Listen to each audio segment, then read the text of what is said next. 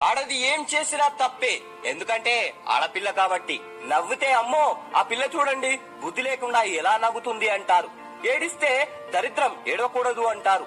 నలుగురిలో కలిసిపోతే సిగ్గు ఎగ్గు లేకుండా చూడండి ఎలా ఉందో నలుగురితో అంటారు. నలుగురితో కలవకపోతే ముచ్చుమోంది అసలే కలవదు అంటారు.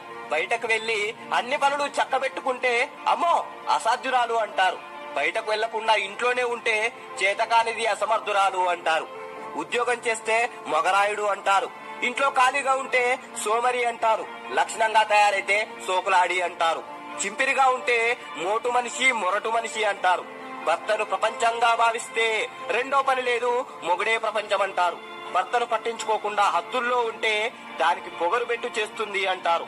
ఇవన్నీ ప్రతి ఒక్క మహిళ ఏదో సమయంలో ఎదుర్కొంటూనే ఉంటుంది. కానీ